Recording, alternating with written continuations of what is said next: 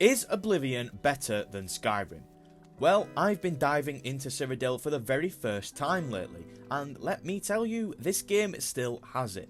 The charm, the scale, the strange AI quirks, and those iconic glowing Oblivion gates. It's all here, and it's just as wild and wonderful as I've been told. Let's talk about what makes Oblivion such a special experience, and why even in 2025, it still has some serious magic left in the tank. But before we get into that though, if you do end up enjoying the video, then please consider subscribing, as we are trying to reach 2,000 subscribers by the end of the year. But enough of that nonsense, let's start with the main quest. The main quest in Oblivion wastes no time getting started. Right from the jump, you're not just some prisoner waiting to be forgotten, although that is how it initially seems.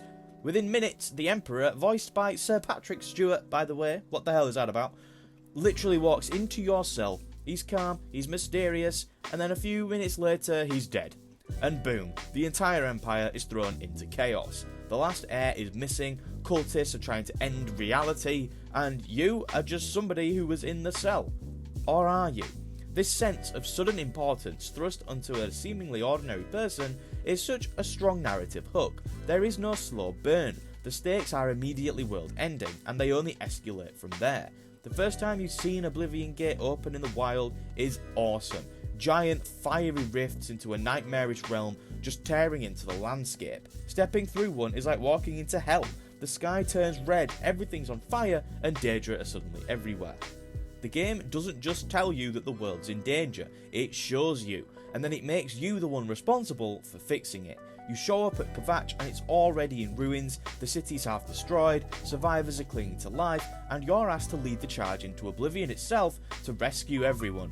That moment is one where the game really shows you what it's all about. You will not just be watching events unfold, you are in the middle of them. The main quest has got action, it's got mystery, political intrigue, demons from another dimension, and a surprisingly emotional payoff, which I wasn't quite expecting. And yeah, compared to Skyrim's main quest, which often felt a bit flat and impersonal, Oblivion's story really knows how to sweep you up in its world and make you feel like the hero. Combat in Oblivion is classic Elder Scrolls, and while it's not super flashy by modern standards, there is something wonderfully nostalgic about the way it all clicks together. We'll start with the melee combat. You've got your swords, your axes, your maces, you've got your usual fantasy arsenal, and it feels very physical. You press the button, you swing, you connect, or you don't. There's a very deliberate rhythm to it of the hit, block, repeat. It's not Dark Souls by any means, it's incredibly simple, but it's got a nice flow. That is how I describe Elder Scrolls combat in general. It doesn't do anything extraordinary, but it just flows well.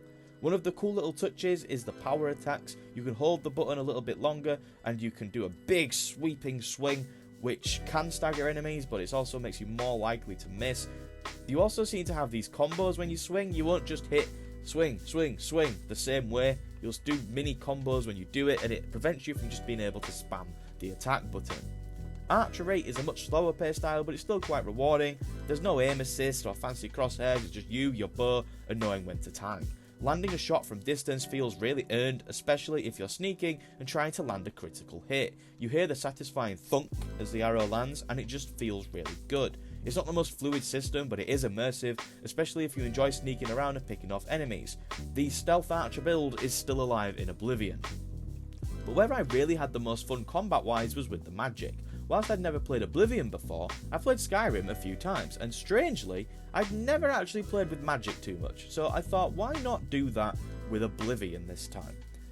And it's like being a walking toolbox. You've got fireballs, frost spells, lightning, that sort of flashy stuff, but there are other spells such as invincibility, you can summon things, you can buff yourself, you can charm people, you can tailor your magic to match pretty much any situation you choose. It's incredibly fun, but also surprisingly simple in execution. Most spells are just point and shoot. It's more about creativity and setup than fast-paced reaction, and that's part of the charm. It made the game infinitely more simple. I didn't need to worry about positioning or blocking anymore. I just flung magic at enemies and they die.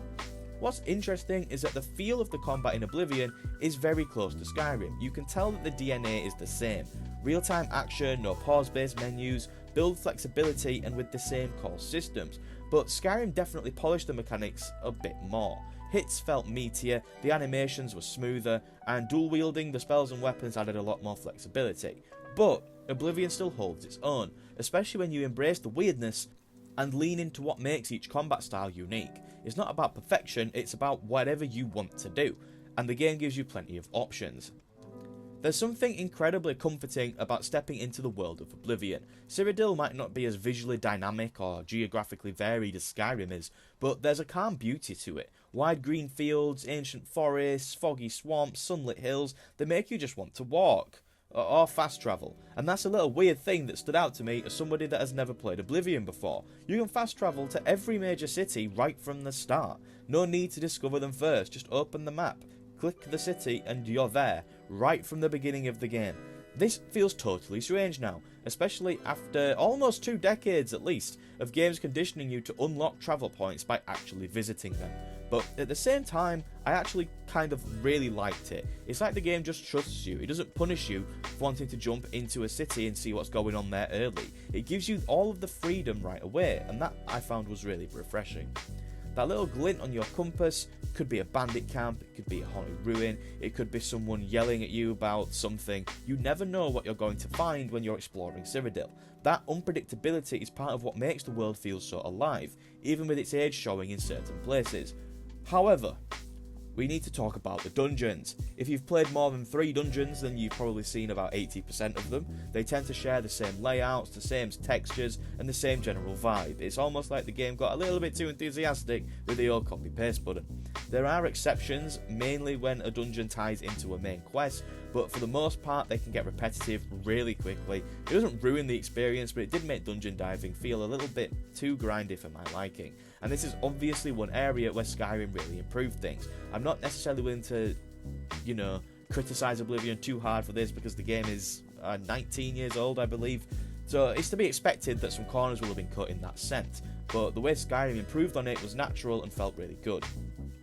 But here's the thing, Cyrodiil still has this timeless atmosphere. Whether you're in the forest, you're in the ruins, or you're just watching the sunset from the city, it feels magical. It's the old school Elder Scrolls magic, where the map is merely a suggestion and wandering off-road leads to the best stories. The world design isn't perfect, the terrain can be very samey, and the dungeons definitely blur together, but the exploration is still rewarding in that cozy open-ended fantasy dream that the Elder Scrolls always provides. One of Oblivion's biggest strengths though, if not arguably the biggest, is the side content. The game is stuffed with quirky little stories, strange characters, and the guilds that honestly stole the show from the main quest in a lot of cases. The random side quests have some real gems. I love how many quests in this game were tied to NPC schedules in specific timing. Like, you may have to follow somebody around for an entire day or sneak into their house while they're out, and it makes the world feel lived in. Sometimes you'll be doing a quest and somebody will say this character does this at this time, so that time might be a good time to do this, and it really adds a bit of immersion to the whole thing, which I don't think we see much more in games these days. However, this can become hilariously frustrating when, like me, you get randomly turned into a vampire while sleeping. I did not choose to be a vampire, it just happened to me while I was asleep. I have no idea if I did something to trigger this or if it was a completely random event, but this obviously impacted the schedule-based structure of a lot of the quests, as I now can't go outside during the day. Planning a stakeout is a lot harder when you're literally smouldering in the sun. Of course you can then cure vampirism, but I couldn't be bothered finding all the soul gems. And then you can obviously feed on people, which I did whenever I could, just to make sure I wouldn't instantly die whenever I left a building. However, this challenge actually made the game feel a lot more immersive and tense in a really good way. I was outrageously annoyed by it, but I do think it improved the experience, and I just love that something like that can actually happen. But now let's talk about the guilds, because Oblivion really went all in with those. Easily one of the best questlines in the entire game is the Dark Brotherhood. It's creepy, it's stylish, and it's full of really cool twists. You're not just killing people, you're doing it with flair. There's the iconic mission, I can't remember what it's called, where you're locked in a house with a bunch of strangers and you have to pick them off one by one. The atmosphere of the whole questline is perfect, shadowy sanctuaries, sinister NPCs, and some truly memorable contracts. If you've somehow never done this one, then it needs to be one of the first things you do, as it's just awesome. Next up is the Thieves Guild, a classic Elder Scrolls experience, and Oblivion, I feel, did it a lot better than Skyrim did.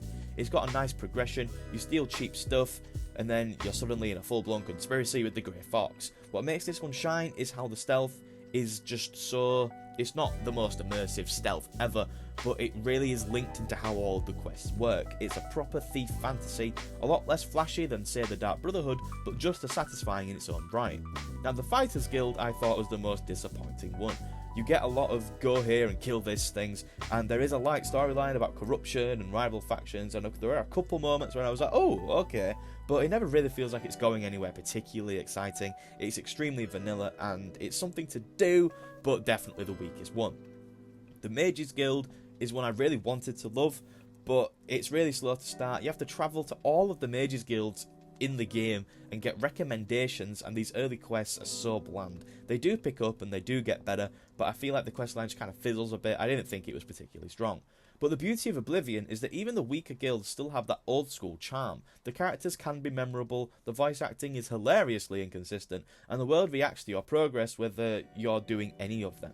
You never feel railroaded, you just exist in the world, and that world has got so much to offer.